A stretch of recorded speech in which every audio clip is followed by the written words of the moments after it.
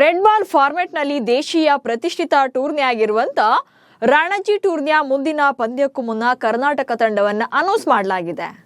Interesting ವಿಚಾರ ಅಂದ್ರೆ captain change ಆಗಿದ್ರೆ ಕೆಎಲ್ ರಾಹುಲ್ ತಂಡಕ್ಕೆ ಕಮ್ ಬ್ಯಾಕ್ ಮಾಡಿದ್ದಾರೆ. ಡೂ ಆರ್ ಡೈ ಸ್ಟೇಜ್ನಲ್ಲಿರುವಂತಹ ತಂಡಕ್ಕೆ ಮುಂದಿನ ಪಂದ್ಯ ಯಾವಾಗ, ಸೊ ಏನೆಲ್ಲ ಬದಲಾವಣೆಗಳು ಆಗಿದೆ ಅನ್ನೋ ಬಗ್ಗೆ ಈ ವಿಡಿಯೋದಲ್ಲಿ ಹೇಳ್ತೇನೆ. ನಾನು ಶಾಂತ. ನೀವು ಸುದ್ದಿಯಾನದ ಸಬ್ಸ್ಕ್ರೈಬರ್ ಆಗೋದಕ್ಕೆ ಮರಿಬೇಡಿ.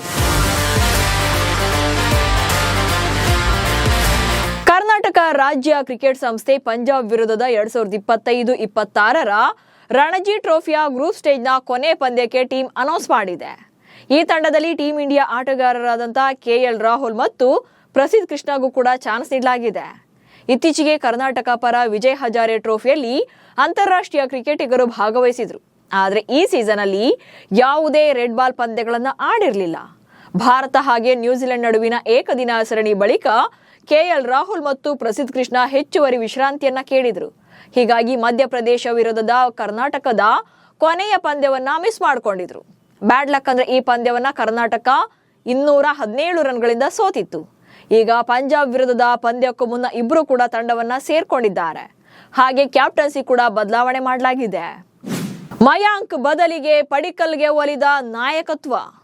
ಇನ್ನು ಪಂಜಾಬ್ ವಿರುದ್ಧದ ಪಂದ್ಯಕ್ಕೆ ಮಯಾಂಕ್ ಅಗರ್ವಾಲ್ ಬದಲಿಗೆ ದೇವದತ್ ಪಡಿಕ್ಕಲ್ ನಾಯಕನಾಗಿ ನೇಮಕಗೊಂಡಿದ್ದಾರೆ. ಜನವರಿ 29ರಿಂದ ಮೊಹಾಲಿಯ ಪಂಜಾಬ್ ಕ್ರಿಕೆಟ್ ಅಸೋಸಿಯೇಷನ್ ಕ್ರೀಡಾಂಗಣದಲ್ಲಿ ನಡೆಯಲಿರುವಂತ ಪಂದ್ಯಕ್ಕೆ ಪಡಿಕ್ಕಲ್ ತಂಡವನ್ನ ಲೀಡ್ ಮಾಡ್ತಾರೆ.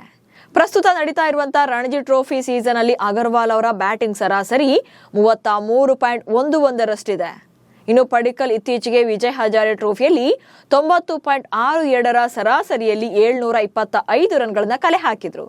ಪಡಿಕ್ಕಲ್ ಅವರು ಈಗ ನಡೀತಾ ಇರುವಂತಹ ರಣಜಿ ಟ್ರೋಫಿಯಲ್ಲಿ ಕರ್ನಾಟಕ ಪರ ಕೇವಲ 2 ಪಂದ್ಯಗಳನ್ನ ಮಾತ್ರ ಆಡಿದ್ರು. ಹಾಗೆ ತಮ್ಮ ಕೆಂಪು ಚೆಂಡಿನ ನಾಯಕತ್ವಕ್ಕೆ ಪದಾರ್ಪಣೆ ಮಾಡಿದ್ದಾರೆ. ಇನ್ನು ಪಡಿಕ್ಕಲ್ 2023ರಲ್ಲಿ ಸೈಯದ್ ಮುಷ್ತಾಕ್ ಅಲಿ ಟ್ರೋಫಿಯಲ್ಲಿ ಕರ್ನಾಟಕವನ್ನ ಈ ಹಿಂದೆ 1 ಪಂದ್ಯದಲ್ಲಿ ಲೀಡ್ ಮಾಡಿದ್ರು. ಗಾಯದ ಸಮಸ್ಯೆಯಿಂದ ಕರುಣ್ ನಾಯರ್ ಔಟ್. ಇನ್ನು ಇಂಜುರಿ ಕಾಡದಿದ್ದಾಗಿ ಕರುಣ್ ನಾಯರ್ರನ್ನ ತಂಡದಿಂದ ಕೈಬಿಡಲಾಗಿದೆ. ಮಧ್ಯಪ್ರದೇಶ ವಿರುದ್ಧದ 2ನೇ ಇನ್ನಿಂಗ್ಸ್ನಲ್ಲಿ ಬ್ಯಾಟಿಂಗ್ ಮಾಡದಂತ ಕರುಣ್ ನಾಯರ್ ಅವರನ್ನ ಪಂಜಾಬ್ ಪಂದ್ಯದಿಂದಲೇ ಹೊರಗಿಡಲಾಗಿದೆ. ಅನುಭವಿ ಬ್ಯಾಟ್ಸ್ಮನ್ ಗಾಯಗೊಂಡಿದ್ದಾರೆ. ಹಾಗೆ ಮಧ್ಯಪ್ರದೇಶ ವಿರುದ್ಧ 14 ಮತ್ತು 6 ರನ್ ಗಳಿಸಿದ್ದ ಅಭಿನವ್ ಮನೋಹರ್ ಅವರನ್ನು ಕೂಡ ತಂಡದಿಂದ ಕೈಬಿಡಲಾಗಿದೆ.